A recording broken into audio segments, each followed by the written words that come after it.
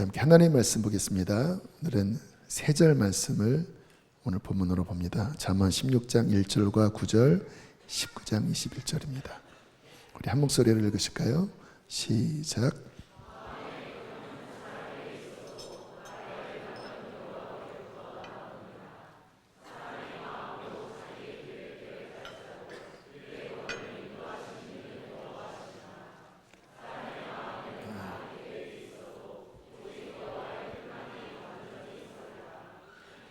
떨어져 있는 말씀들이지만 다 비슷한 내용이죠. 어떤 내용일까요? 이 말씀은 잠깐 보여주세요. 계속 하나님을 믿는 우리가 우리의 삶에 일어나는 수많은 일들 속에서 실패할 때도 있고 어려울 때도 있고 인내해야 될 때도 있고 하는 수많은 일들 속에서 어떠한 마음으로 살아가야 하는지, 어떠한 믿음으로 살아가야 하는지를 보여주는 말씀입니다. 아마 이 말씀을 보는 것으로 뭔가 마음에 와닿는 분들이 많이 계실 것 같아요. 지금 일어나는 그 상황들을 하나님께서 이 말씀으로 뭔가 응답하시는, 이렇게 정말 우리의 삶에 굉장한 임팩트를 주는 그런 말씀이라고 할 수 있는데요. 잠깐 살펴보면 마음의 경영, 사람에게 있어도 또 그 아래에는 사람이 마음으로 자기의 길을 계획할지라도 또 그 아래에는 사람의 마음에 많은 계획이 있을지라도 다 같은 내용이죠. 사람은 오만 가지 생각을 할 수가 있습니다. 이런 계획도 있고 저런 계획도 하고 자유의지가 있으니까 그거는 일종의 자유인데, 근데 그렇게 생각을 한다 할지라도, 계획을 한다 할지라도 그 뒤에는 뭐라고 말씀하시냐?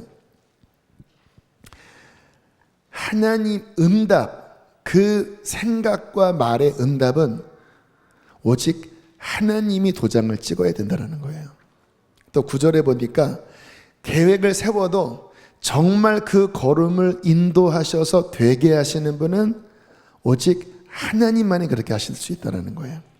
여러 뜻을 품을지라도 정말 되어지는 것은 하나님의 뜻만 완전히 선다라고 말씀을 하십니다. 결국 내 뜻은 안 된다라는 거죠. 우리가 신앙생활을 하면서 내 뜻을 관철시키는 게 신앙생활이 아니죠. 신앙의 핵심은 무엇입니까? 하나님의 뜻이 이루어지는 것입니다. 됐습니다. 정말 우리가 인생을 살아가면서 이 말씀을 마음속에 꼭 새기시고 이 말씀을 믿음으로 사는 우리 모두가 되기를 축복합니다. 자, 이 말씀의 의미는 한마디로 따라하겠습니다. 하나님이 내 인생의 주인이시다. 이 믿음을 우리에게 보여주고 있습니다. 많은 그리스도인이 착각하는 것 같아요. 저도 마찬가지죠. 내가 주인인 것처럼 착각을 합니다. 그래서 자꾸 내가 계획을 하고 내 뜻대로 하려고 그래요. 그게 안 되면 어떻죠? 답답해합니다. 힘들어해요. 물론 힘들지요. 그러나 이 말씀을 믿는다면 힘들지만 내가 주인이 아니니까 내 뜻대로 안 되는 거는 당연한 거잖아요. 하나님이 주인이시기 때문에 그 뜻이 이루어지는 것이 그분이 주님이시고 우리가 그의 종이 된 마땅한 관계잖아요. 이거를 머리로는 아는데 내 상황에 어떠한 일들에 부딪히면 이 믿음으로 못 사는 사람이 대부분입니다. 자꾸 내가 뭔가를 하려고 하고 내 뜻을 관철시키려고 하고. 그러면 우리는 어떻게 살아야 합니까? 하나님이 주인이심을 믿고 하나님의 뜻을 구해야 합니다. 그리고 그 뜻을 따르기를 힘써야 돼요. 그러면 되어진다라는 거예요. 왜냐하면 하나님은 능력이 있기 때문에 그 뜻이 내 삶을 끌어가시면 내 힘으로 하는 게 아니라 하나님의 능력이 우리의 삶에 놀라운 결과를, 열매를 주신다라는 것입니다. 그러나 그 하나님을 따르지가 않고 그냥 내 생각으로, 내 방식으로, 내가 계획하고 내 힘으로 살려고 하면, 여기 그런 분이 계시나요? 그러면 되는 것 같지만 결국은 안 됩니다. 왜냐하면 이게 주님의 말씀이에요. 되는 것 같아요, 그 순간은. 근데 결론은 안 됩니다. 왜냐하면 나는 흙에서 지음받은 피조물이기 때문에. 순간은 되는 것 같아요. 근데 결국은 허물어져 버립니다. 시편 127편 1절에 이런 말씀이 나오죠. 함께 읽겠습니다. 시작.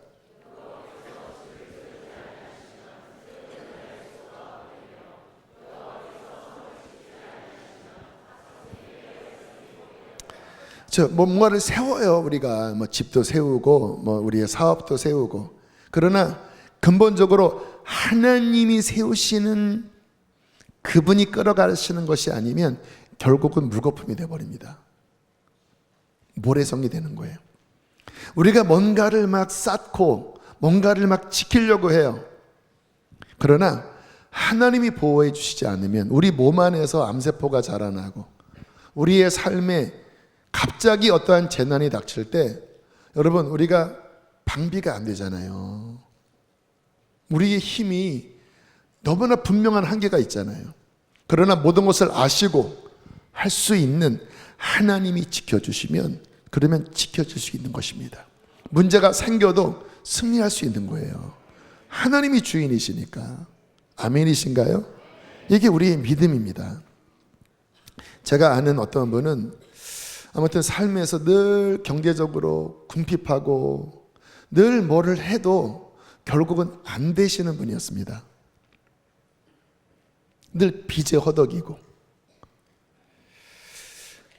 그렇게 평생을 사시다가 이제 늦지막히 하나님을 만나고, 그리고 이제 하나님의 말씀을 배워가면서 이제 하나님의 뜻대로 사는 훈련을 하시기 시작했습니다. 11조를 내야 된다고 하니까 어쨌든 자기의 작지만 수입에서 열의 하나를 하나님께 드리고 또 감사하고, 또 어느 날 저한테 그런 이야기를 하시더라고요. 그 전에는 그렇게 해도 늘 새 나갔다라는 거예요. 뭔가를 하는데 되는 것 같다가 다 망했다라는 거예요. 그런데 지금은 이제 늙음하기 하는 일도 별로 없지만 내가 하나님 믿고 내가 주님 앞에 드릴 것을 드리고, 그러니까 뭔가 쌓인대요.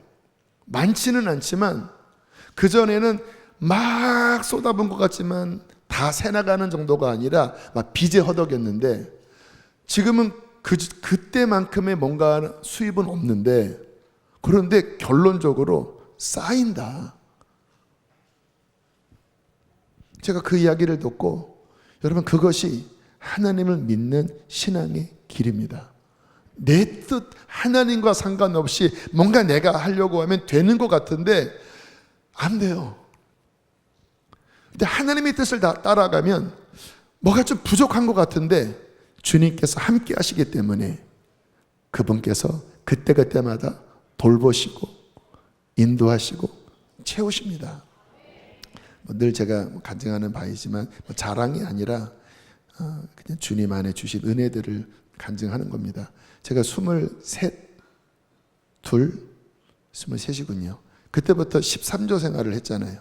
하나님께 또 이웃과 함께 나누고 또 부모님께 드리고, 제가 그때 아마 첫 월급이 20만 원이었던 것 같아요. 20만 원에 13조를 떼면 14만 원이 남지요. 근데 어쨌든 막 하나님을 너무나 사랑했기 때문에, 의무감이 아니었고 사랑했기 때문에 뭔가 하나님의 말씀을 막 더 헌신적으로 따르고 싶었습니다. 부모님 섬기는 게 하나님의 축복이고, 이웃들과 함께 나누는 게, 내가 부족해도 나누는 게 하나님 기뻐하시는 거고. 그때부터 지금까지.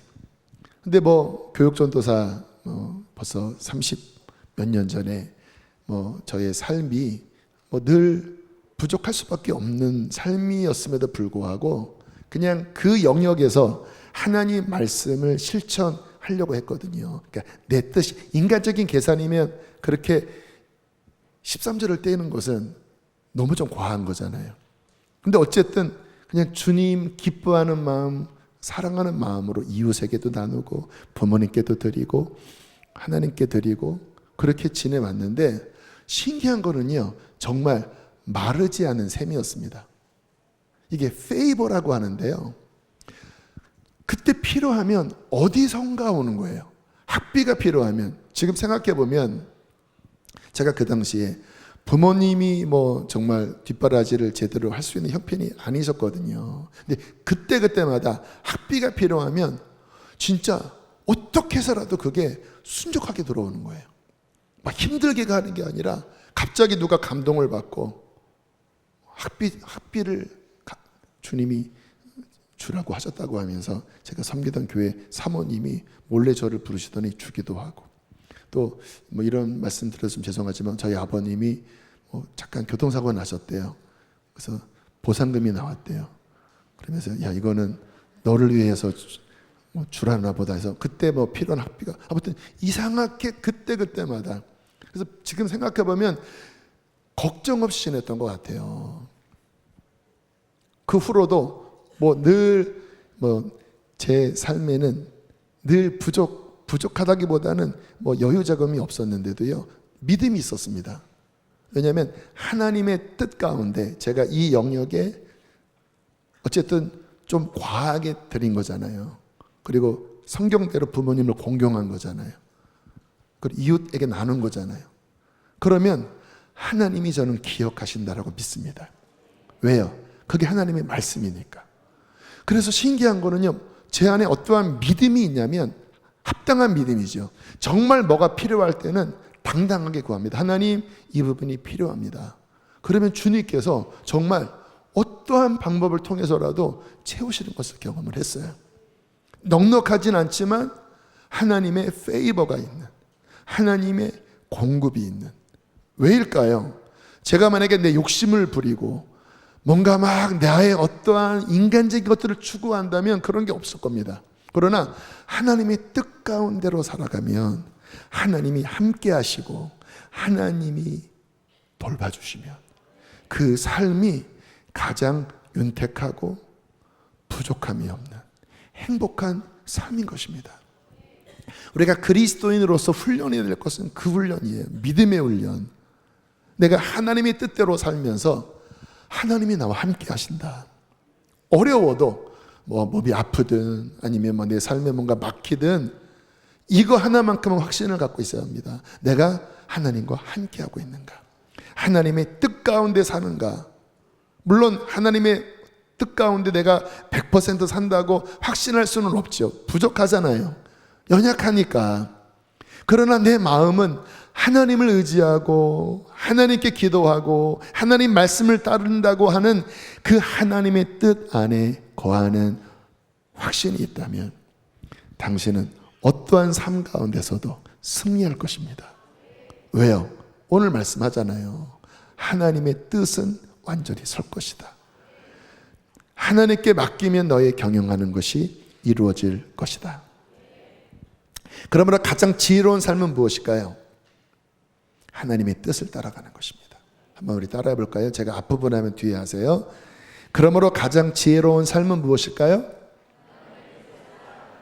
아멘. 가장 지혜로운 삶입니다. 어떠한 것보다도 모든 삶에 하나님의 뜻을 따라가는 삶이 가장 지혜로운 삶이에요. 뭐 이 삶이 막 성공하고 뭐가 잘 되고 이런 것이 아닐 수도 있습니다.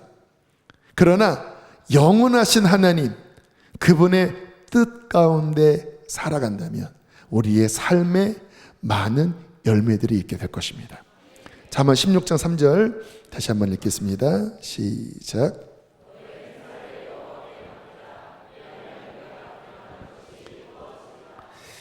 너희 행사를 여호와께 맡기라. 어떤 의미일까요? 하나님의 통치 아래 있게 해라. 하나님의 다스림 안에 있게 해라. 반대로는 뭐예요? 네 통치 안에 있게 하지 말아라. 네가 주인이 돼서 네 맘대로 살려고 하는 네 인생의 통치가 네 스스로에게 있게 하면 안 돼. 하나님의 통치 안에 너의 행사를 의탁하면 내가 경영하는 것이 이루어질 것이다. 왜? 하나님이 인도하시니까. 그렇기 때문에 조심해야 될 것이 뭐냐면요, 내 생각으로 내가 살아가는가, 늘 그 고민을 하셔야 합니다. 하나님의 통치 안에 하나님의 생각으로 말씀으로 사는가, 내 통치 아래 내 생각으로 살아가는가. 잠언 16장 25절은 이렇게 말씀을 합니다. 함께 읽겠습니다. 시작.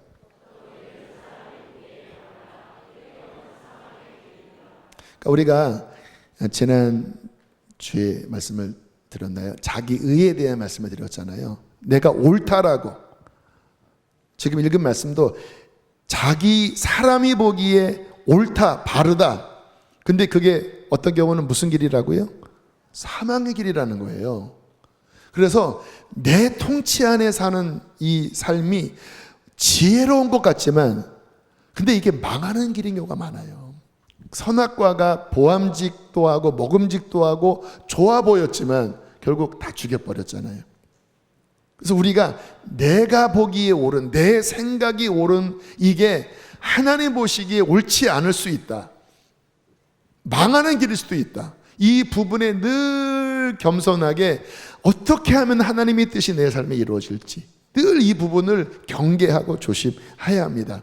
요즘 이제 차별금지법, 한국교회에 근 몇 년간 가장 큰 이슈였고, 참 감사한 것은 그래도 이 주제에 대해서는 대부분의 한국교회가 이렇게 좀 단일 대우하면서 지금 뭔가 이렇게 싸우고 있는 게 참 감사해요. 미국 안 그렇거든요.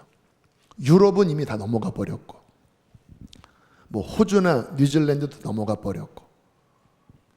여러분, 이게 여기 젊은 분들은, 특히 우리 청소년들 잘 이해되는 게요. 자, 차별 좋은 거예요, 나쁜 거예요? 차별은 나쁜 거죠.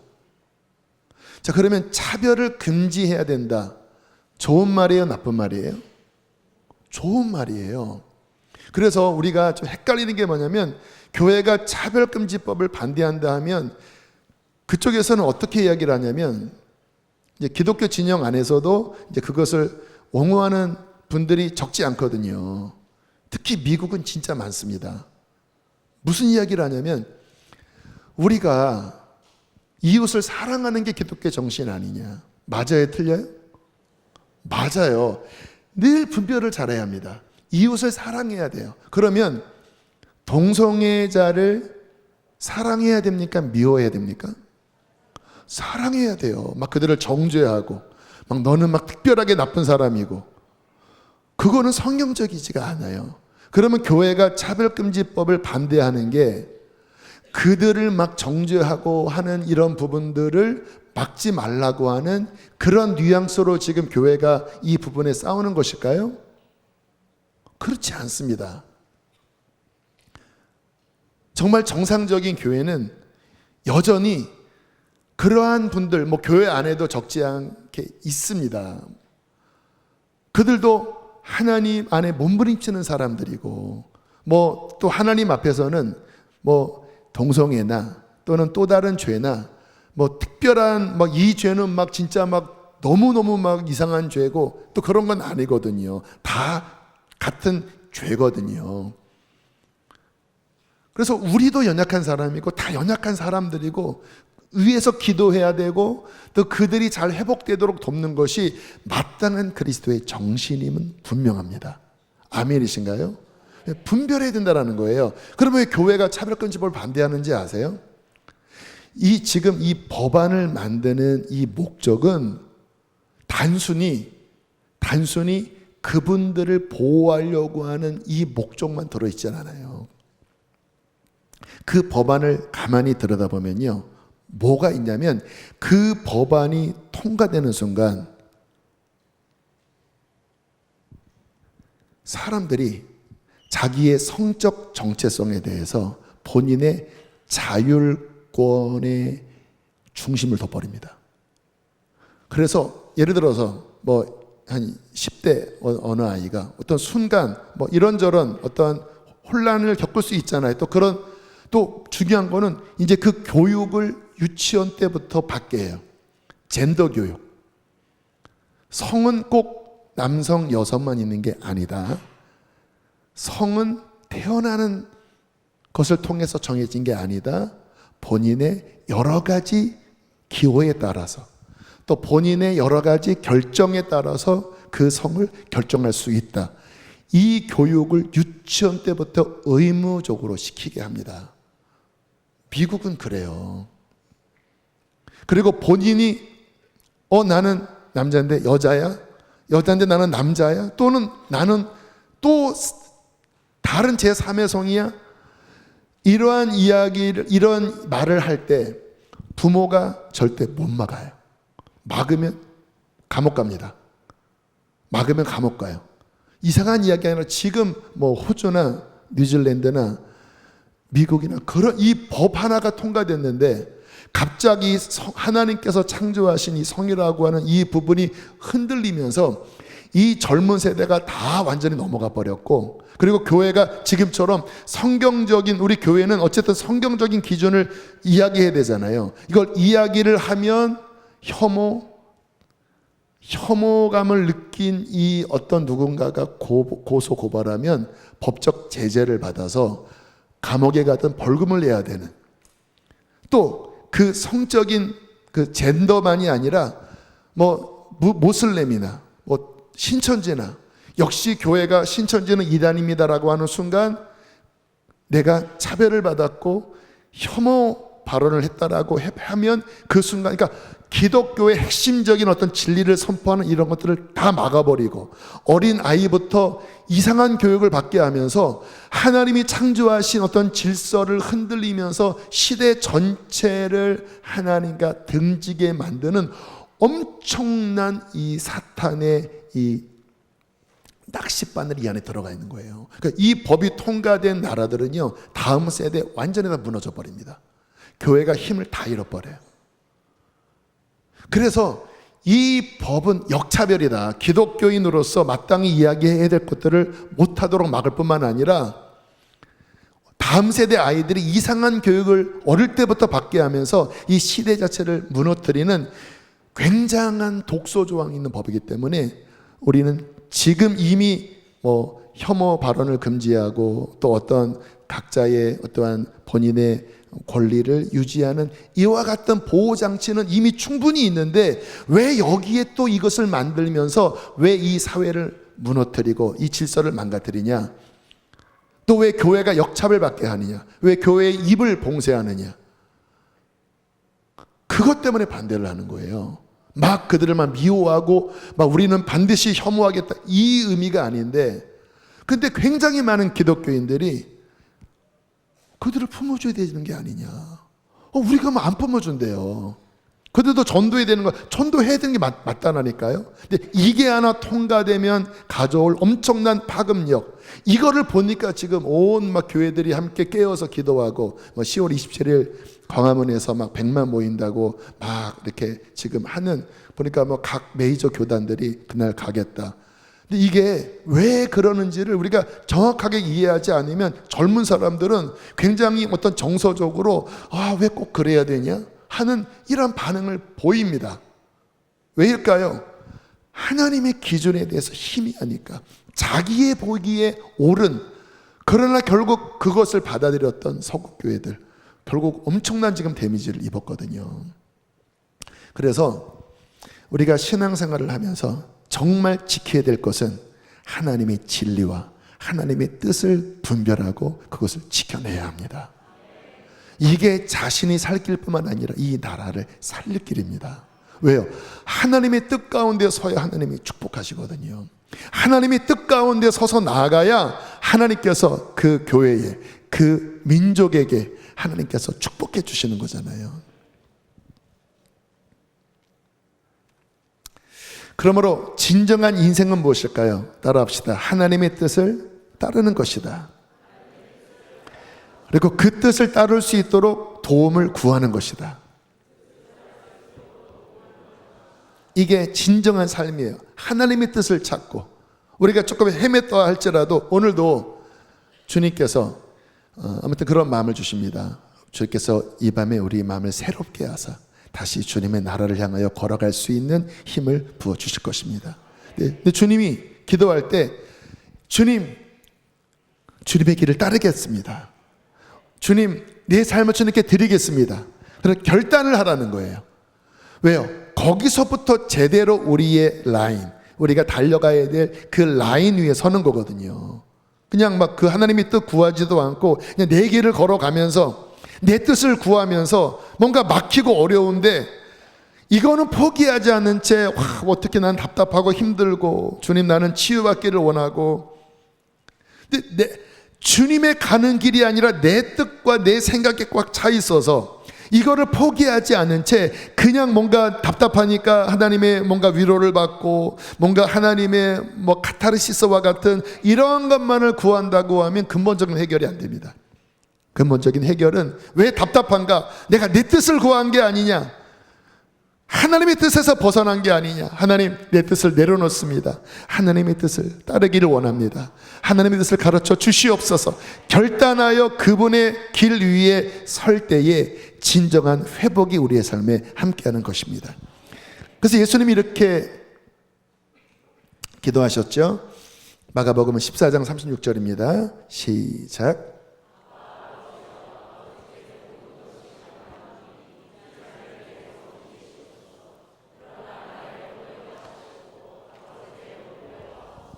아멘. 나의 원대로 마시고 아버지의 원대로 하십시오. 하나님의 뜻이 이루어지길 원합니다. 근데 이 순간은 예수님도 하나님의 뜻보다는 본인의 두려움, 엄청난 압박감 속에서 뭔가 본인의 뜻이 있으셨잖아요. 근데 어떻게 기도합니까? 주님, 정말 이것을 피하고 싶지만 주님, 이렇게 주의 뜻을 이루는 것이 나한테 너무나 고통스럽지만 하나님, 이것을 내려놓기를 원합니다. 아버지의 뜻을 내 삶에 이루어 주십시오. 그대로 살 수 있는 힘을 부어 주십시오. 왜 이렇게 기도하셨을까요? 주님은 분명하게 아셨잖아요. 하나님의 뜻대로 사는 길만이 승리하는 길이고 온 인류를 구원하는 참된 길인 것을 믿었기 때문에. 그래서 우리가 기도해야 될 바가 뭐죠? 이 밤에 하나님, 주의 뜻이 이루어지길 원합니다. 내 안에 불편함이 있고 어려움이 있다 할지라도 하나님 도와 주시옵소서.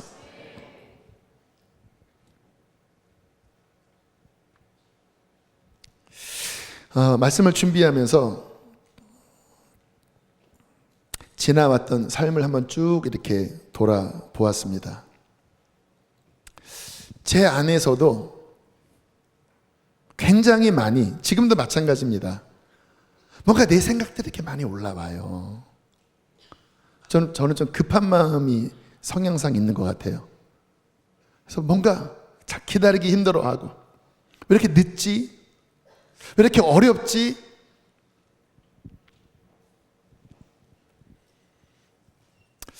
많은 고민들은 있었지만 결국 제가 하나님 앞에 그래도 요만큼 잘한 것이 있다면 그분 앞에 나와 무릎을 꿇는 일이었습니다. 감사한 것은 왜 기도 생활이 중요하냐면 기도 안 하면 내 안에서 올라오는 나의 생각을 제어할 수 없습니다. 왜? 올라오는 걸 어떻게 해요? 뭐 하나님이 막 귀에 대고 말씀하시지 않잖아요. 그러니까 막 답답합니다. 하나님의 생각과 내 생각이 다르니까. 하나님의 때와 내 때가 다르니까. 막 내 생각이 올라올 때는 막 신앙도 흔들리는 것 같고 막 답답하기만 하다가 무릎 꿇고 기도하면 하나님의 생각이 제 안에 다운로드가 됩니다. 근데 이게 그냥 생각만이 아니라 제 마음 안에 하나님의 뜻을 받아들일 수 있도록 은혜를 부어주십니다. 여러분, 이게 은혜입니다. 여러분, 언제 기도가 돌파되는지 아세요? 내 생각이 꽉 차 있을 때는 기도가 돌파가 안 됩니다. 여러분, 왜 기도할 때 막 답답하냐면 내 생각이 너무 많은 거예요. 내 속엔 내가 너무나 많아. 그러니까 기도가 안 돼요. 근데 언제 기도가 뚫리는지 아세요? 내 생각이 무너지기 시작할 때, 성령의 임재 속에 내 생각이 깨어지기 시작할 때, 내 고집이 녹아지기 시작할 때, 내 의의가 포기되어지기 시작할 때, 그리고 하나님의 생각과 하나님의 뜻과 하나님의 마음과 하나님의 의의가 내 안에 부어지기 시작하면 그때 브레이크스루가 일어나는 거예요. 갑자기 막 성령께 사로잡혀서, 그때 하는 기도는 내 생각의 기도가 아니라 성령께 사로잡힌 기도입니다. 그때는 나의 그 알량한 힘도 없죠. 그 정말 보잘것없는 그 미약한 힘이 아니라 성령께서 나를 사로잡아 가시는 거예요. 그러면 신앙은 뭡니까? 그 흐름을 타는 겁니다. 그러면 갑자기 힘이 있어져요. 왜요? 하나님의 뜻이 내 안에 임했고, 그 하나님의 뜻 안에는 하나님의 능력이 있기 때문에. 여호와의 뜻은 완전히 선다고 했잖아요. 완전히 서게 하는 능력, 성령의 능력이 나를 사로잡으니까 그때는 막 기도가 힘이 있고, 그리고 선명해집니다. 내 생각을 하면요 항상 복잡해요. 여기 생각 복잡한 분 계시죠? 이렇게 할까 저렇게 할까. 사람의 생각은 모르니까 늘 의심스럽고, 늘 이럴까 저럴까, 늘 확신이 안 들어요. 사람의 생각의 특징입니다. 그런데 하나님의 말씀은 살아있습니다. 힘이 있어요. 분명해요. 그래서 하나님의 말씀이 오면요 그와 같은 의심이 사라져버리고 그냥 분명한 확신이 듭니다. 이게 하나님의 뜻이구나. 그거 딱 붙잡으면요 딱 견고하게 쓰고 흔들리지 않고, 그리고 평안 가운데 그 길을 걸어갈 수 있습니다. 그러니까 사람인지라 또 내 생각이 올라와요.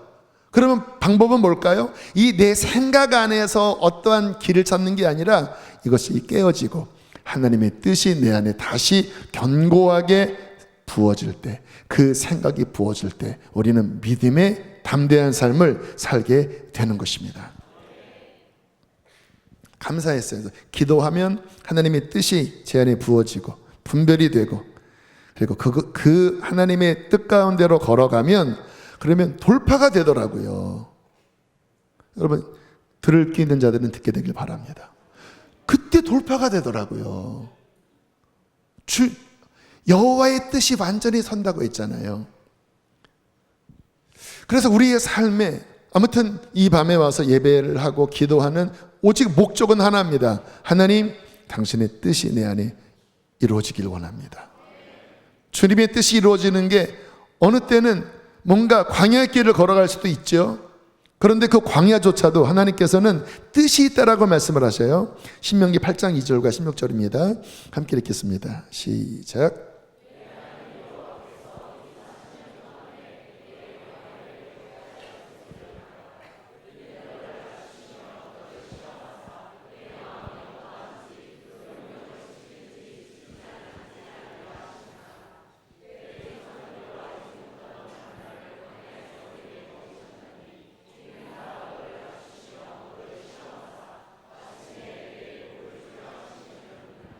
이 말씀들에 누군가의 레마를 지금 주시고 계십니다.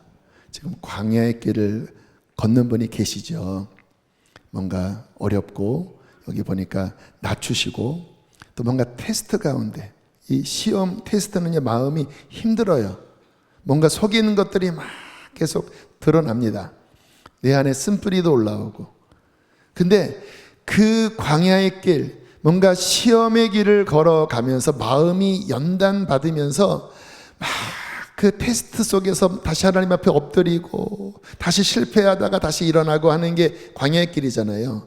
근데 하나님이 그 광야의 길을 걷게 하셨다라는 거예요. 왜냐? 8장 16절 끝에 보니까 그렇게 너를 낮추시고 시험하사 마침내 내게 복을 주려 하심이었느니라.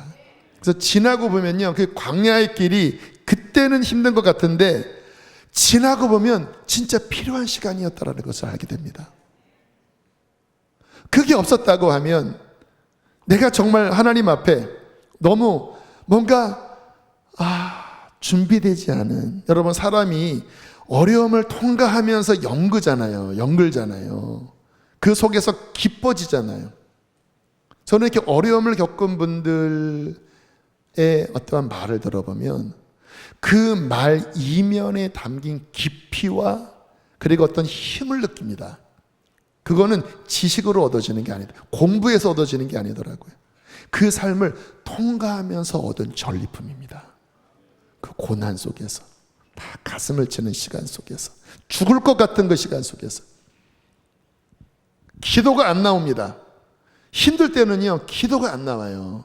그런데 그 기도가 안 나오는 그 끝자락의 시간에 하나님의 제단에 기어가서 주님 앞에 엎드려서 그냥 신음을 내는 겁니다. 주여, 주여.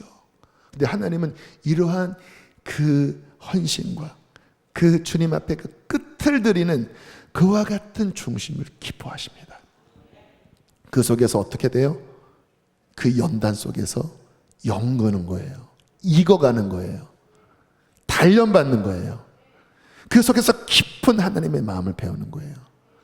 그리고 그 끝에, 그것이 다 지나간 끝에 마침내 하나님의 온전한 복과 뜻이 이루어지는 것입니다. 하나님의 뜻 가운데 이런 광야의 시간을 걷고 계시다면 여러분 인내하십시오. 그것이 끝이 아닙니다. 마침내 네가 믿음으로 이 시간을 잘 통과하고 마침내 네가 나의 뜻을 따라온다면 지금은 더딘 것 같고 지금은 뭔가 응답이 없는 것 같아도 마침내 네가 나의 뜻을 따른다면 마침내 나의 온전한 복이 너의 삶 가운데 임할 것이다. 들을 귀 있는 자들은 듣게 되기 바랍니다. 그러므로 우리의 삶에 가장 귀한 것은 하나님의 뜻을 구하는 것이고, 그리고 하나님의 뜻을 매 순간 분별하는 것이고, 그리고 그 길을 걸어가는 것입니다. 다시 시편 37편 5절 6절 계속 같은 말씀이죠. 함께 읽겠습니다. 시작.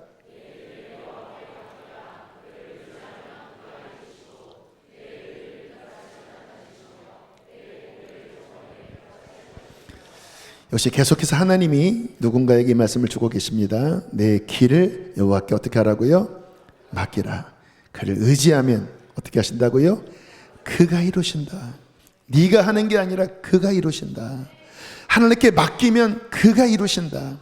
그리고 내 의를, 내 삶에 네가 나와 함께 걸었던 그 의를 빛처럼 나타내시고 정오의 빛같이 밝게 드러내실 것이다.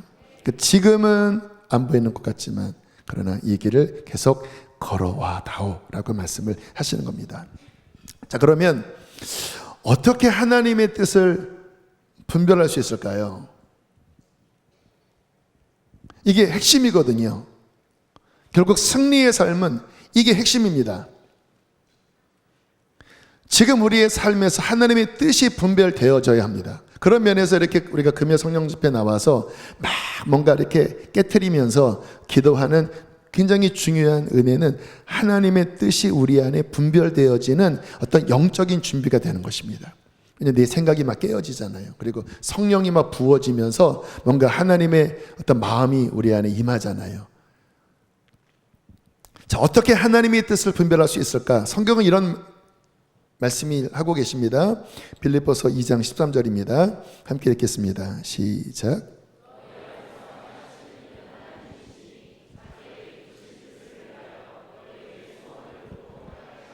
자, 굉장히 중요한 말씀이죠. 하나님은 우리 안에 계십니다. 아멘이십니까? 그래서 그분의 기쁘신 뜻을 어디 안에 두세요? 우리 안에. 무엇으로? 소원하는 마음으로. 제가 예전부터 개척교회를 하고 싶다. 20대 때부터 개척교회를 하고 싶다. 이런 소원이 늘 있었습니다. 그리고 결국 막 그 중간중간에 뭐 청빙도 거의 뭐 될 뻔도 하고 또 뭐 다른 쪽도 이렇게 있었지만 결국은 다 안 되고 또 막 될 것 같아가도 제 마음에 결국은 이렇게 밀어내더라고요. 그리고는 결국 13년 전에 이렇게 분립개척에 문이 열려서 이렇게 나오게 되었는데 제가 지금 와서 보니까 저한테 너무 이게 맞는 거예요. 왜냐하면 저는 이게 어떤 특질을 갖고 있냐면 이게 제 안에 일어나는 많은 어떤 영감들, 열정들 이게 이제 하나님이 제게 주신 어떤 그 캐릭터거든요. 뭔가 이렇게 주님 주시는 어떤 창의적인 이런 게 제 안에 막 움직이거든요. 근데 이 부분은 이게 잘 발현될 때, 이게 잘 받아들여지면 이게 막 살아납니다. 그래서 막 하울구도 하고 할렐루야. 그러면 막 교회 안에 막 이런 계속 창의적인 게 막 일어나잖아요. 그러면 막 제가 막 살아나요. 막 뭔가 더 막 120%막 130% 이게 막 발현이 돼요. 그런데 이게 딱 막히는 구조가 되잖아요.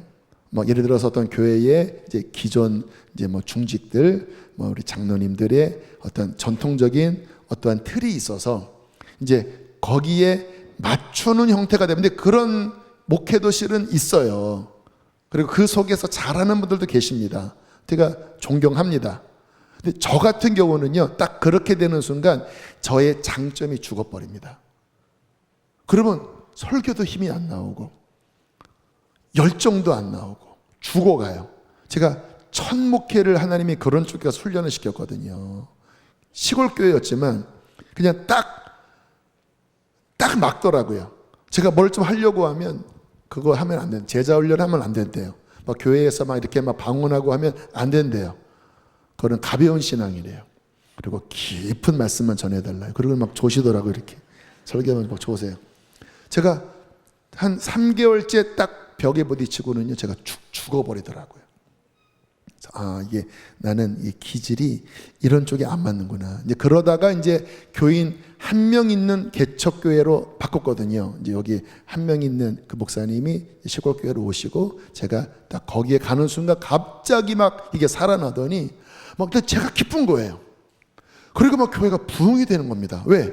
막 제 안에 막 이게 막 살아 움직이니까 막 사람들이 와서 은혜 받고 막 변화 받고.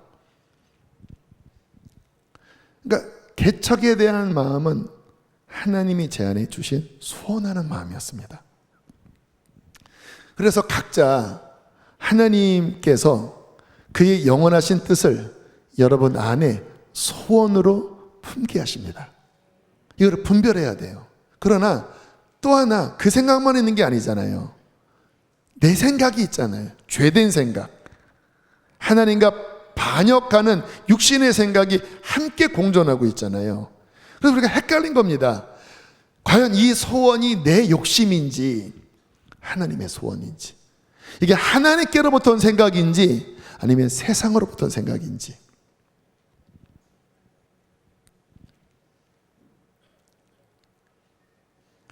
자, 이 부분을 잘 분별하는 것이 중요한데요. 자, 분별하는 법은 무엇인가? 자, 잠언 16장 3절, 시편 37편 5절 앞부분만 함께 읽겠습니다. 시작. 자, 잠언 3장 6절 시작.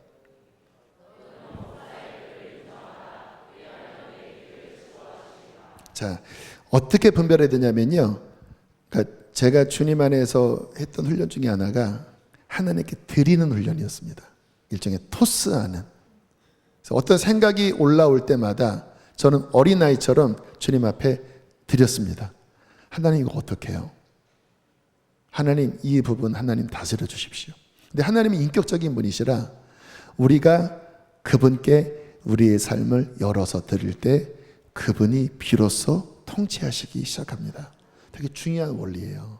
어떤 분들은 하나님이 알아서 하시는 게 아닙니까? 그러면 이런 말씀이 없죠. 너의 길을 여호와께 맡겨라, 이런 말씀 하실 필요가 없죠. 알아서 하실 텐데. 근데 왜 맡기라고 합니까? 누가 맡기는 거예요? 본인이 맡기는 거예요. 근데 아까 말씀할 때 보면 사람이 스스로 어떤 생각을 한다고 그랬잖아요. 그러니까 스스로 어떤 생각을 하는 자율권은 있습니다. 그러나 믿음은 무엇입니까? 그것을 하나님께로 가져가는 것입니다. 주님께 맡기라. 너의 행사를 여호와께 맡겨라. 내 길을 여호와께 맡겨라. 너는 범사의 길을 인정하라. 그러면 내 길을 지도하시리라. 그래서 우리의 삶에 하나님께 맡기는 것이 굉장히 중요하고요. 연이어서 따라하겠습니다. 겸손하게 어린아이처럼 하나님을 의지해야 된다. 여기 굉장히 중요합니다. 여러분, 하나님이 우리에게 바라시는 것은 뭐 이렇게 대단한 삶은 아니더라고요. 물론 막 십자가의 길을 걸어가고 막 순교로 나가는 이 대단한 주기철 목사님과 같은, 손양원 목사님과 같은 그런 영웅적인 신앙은 정말 존경스러운 부분이죠. 그런데 그건 기초가 되어야 그렇게 되는 건데, 기초는 뭐냐면요, 어린아이처럼 하나님을 의지하는 마음입니다. 어린아이처럼 하나님 이거 어떻게 해야 돼요? 계속 주님께 여쭙는 것. 그러니까 아까 우리 아이들이 나와서 예언한다, 장래일을 말한다. 이 아이들이 갑자기 하나님의 어떠한 말씀이 부어져서 막 하나님의 어떤 예언적 막 선포를 하는, 이게 어떻게 가능하지요? 하나님께 마음을 열고 계속 주님을 바라보고 하나님께 여쭈면 그분께서 그 열린 마음 속에 그분의 생각을 부어주세요. 오늘 새벽에 우리 이제 부목사님, 김우진 목사님이 말씀을 쭉 전하시는 설교를 들으면서 제가 이제 마지막 후반부 포인트에 그래, 저게 참 귀하다. 어떤 말씀을 하셨냐면, 어떤 말씀을 궁금해하면서 계속 여쭙다라는 거예요. 하나님을 사랑하는 게 뭐예요?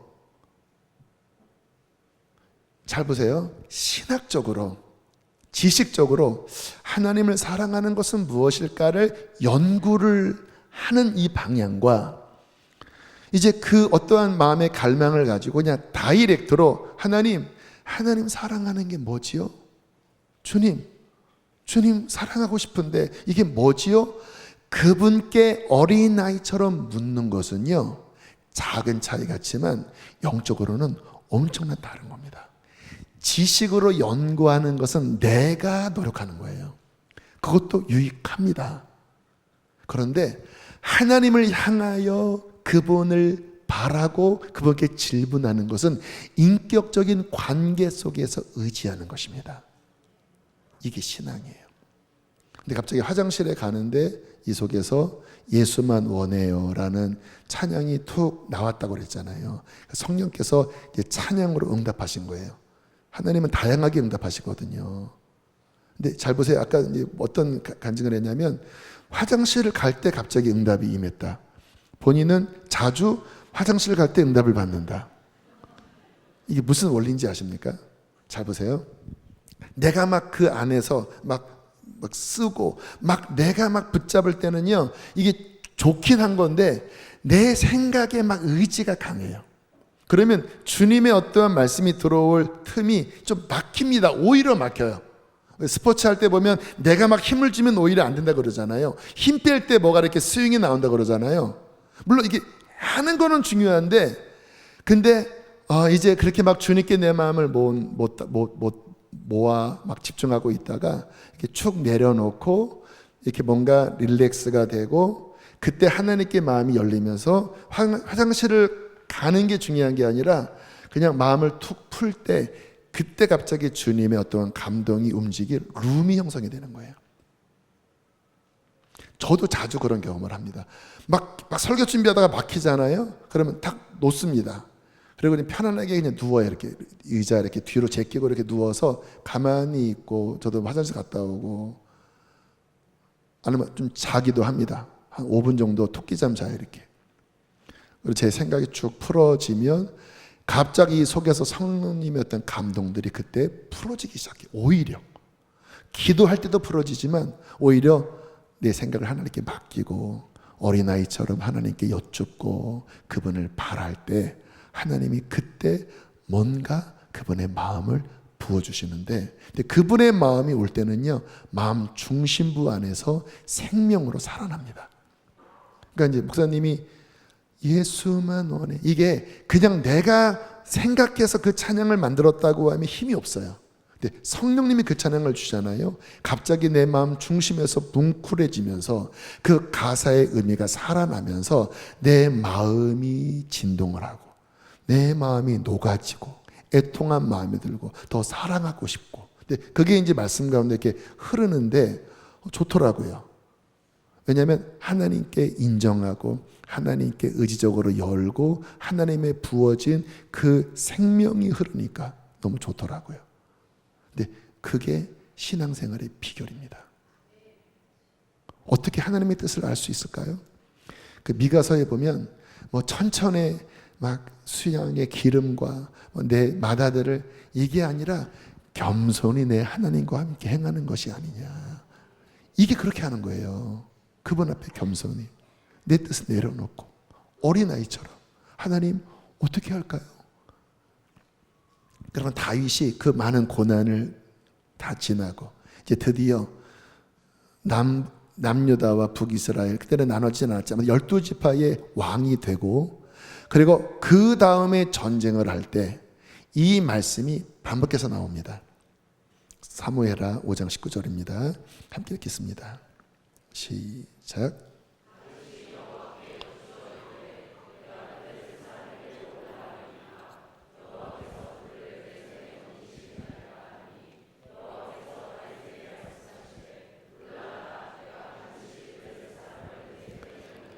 다윗이 통합 왕이 된 다음에 두 번 이 말씀이 나와요. 뭐예요? 다윗이 여호와께 여쭈어 이르되 이게 내가 다윗을 기뻐하는 영역이다. 이것이 다윗이 블레셋을 이길 수 있는 비결이었다. 나는 이렇게 어린아이처럼 늘 내게 마음을 열고 나를 인정하고 내게 묻고 나의 뜻을 구하는 것을 나는 기뻐한다. 너희도 이렇게 살아라. 이 메시지가 얘는 담겨져 있는 거예요.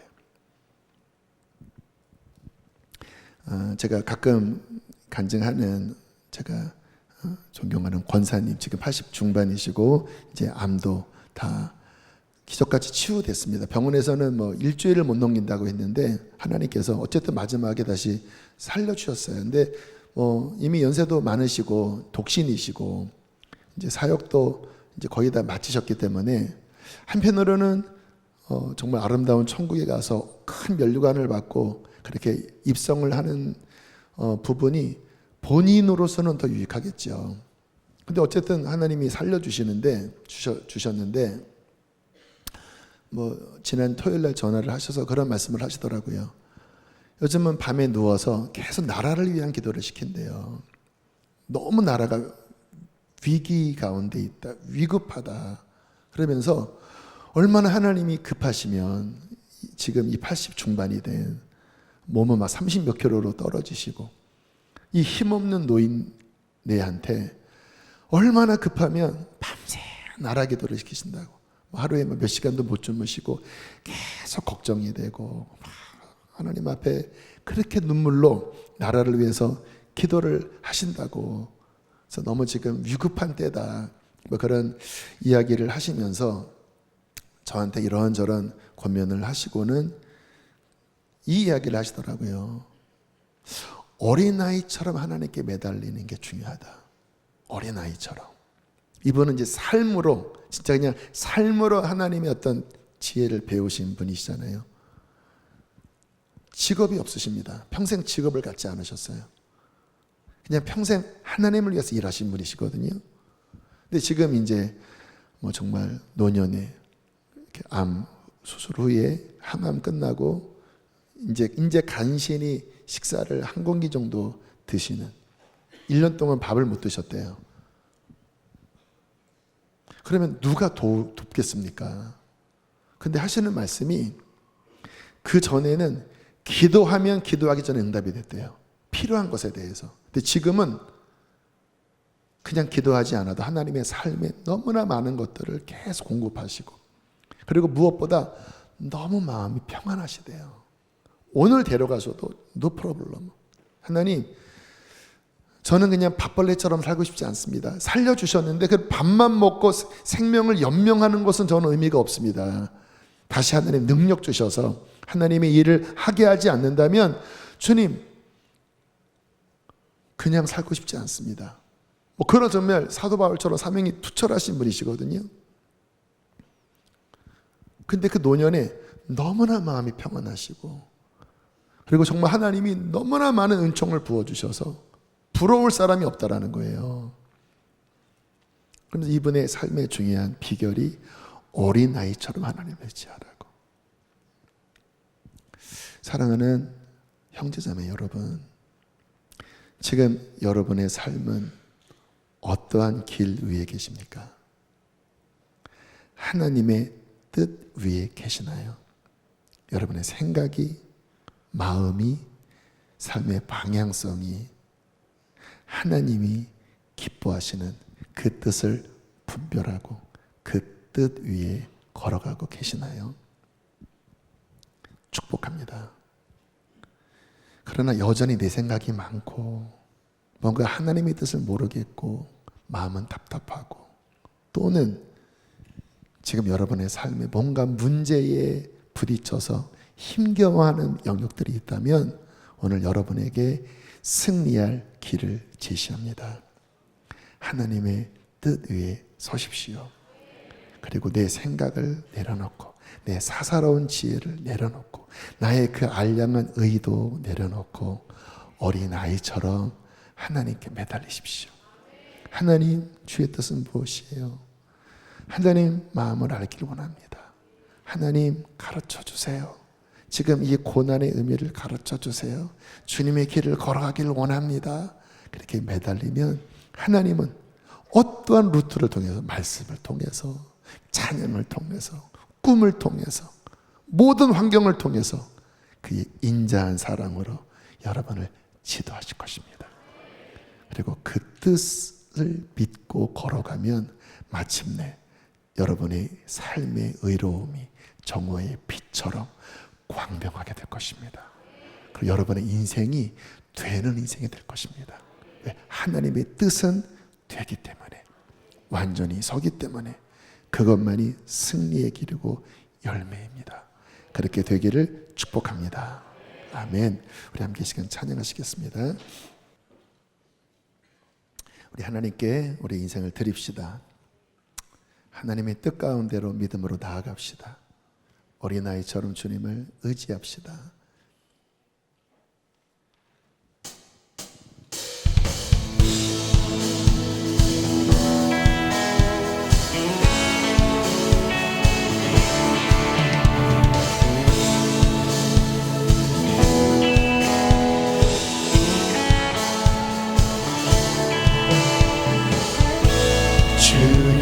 이름 찬양 풍요의 강물 흐르는 부요한 땅에 살 때에 주는 찬양해 주 이름 찬양 거칠은 광야와 같은 인생길 걸어갈 때도 주는 찬양해 축복 주신 주 찬양하리 찬양하리 어느 날이 다가와도 어느 날이 다가와도 외치리 나 외치리 주의 이름을 찬양해 주의 이름을 찬양해 영화로운 주 찬양 주 이름 찬양 주 이름 찬양 살이 나를 비추고 만물이 새롭게 주님 찬양합니다.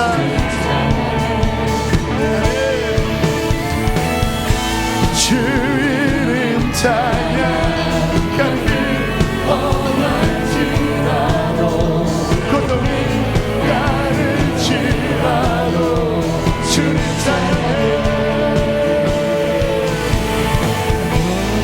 축복 주신 주님 찬양하리 어느 날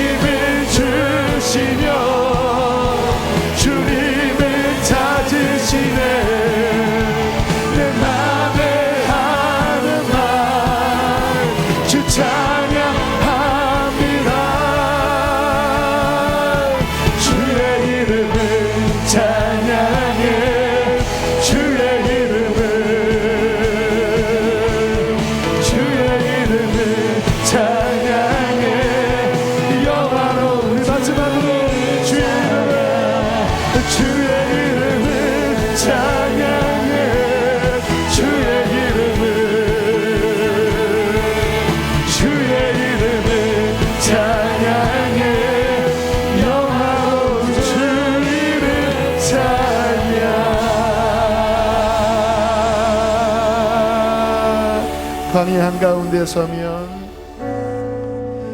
광야 한가운데 우리 앞으로 나오실 분들은 자유롭게 나와서 주님을 경배하겠습니다. 우리의 삶을 주께 드립시다. 참된 길이 되시 주를 기다려 나 주를 기다려 비바람 몰아칠 때 내 믿음 흔들려도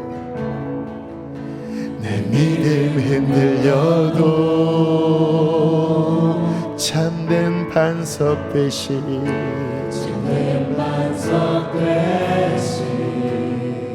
주를 기다려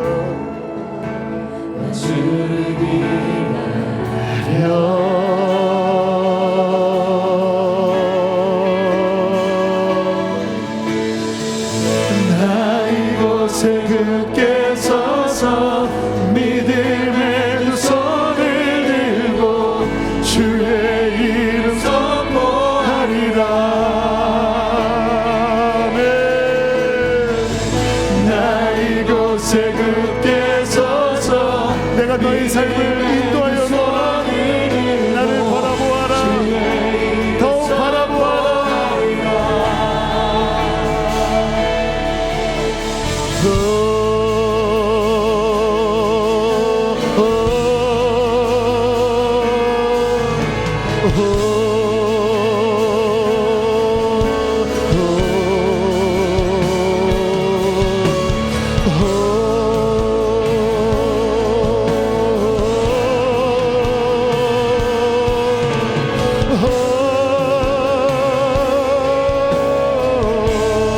다시 고백합니다. 광야 한가운데 서면 광야 한가운데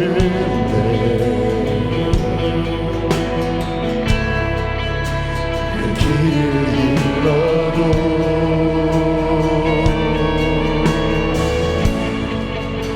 참된 길이 주님을 바라보세요. 그분을 기다리세요. 나 주를 기다려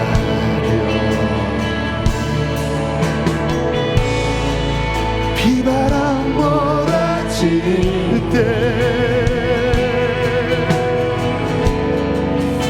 내 믿음 흔들려도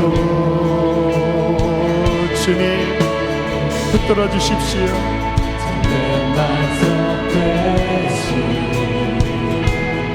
주님을 기다려 나 주를 기다려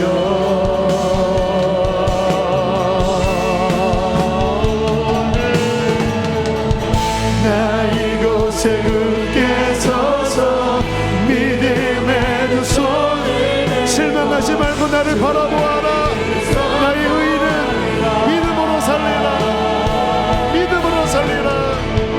나 이곳에 굳게 서서 믿음의 두 손을 들고 주의 이름 선포하리라. 한 번 더. 나 이곳에 굳게 서서 나 이곳에 굳게 서서 믿음의 두 손을 들고 주의 이름 선포하리라.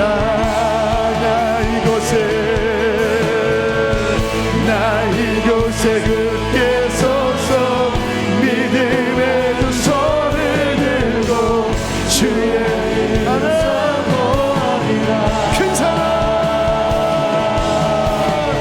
큰 사랑 네가 무엇이냐 평지가 되리라. 너는 내 앞에서 평지가 되리라. 큰 사랑 네가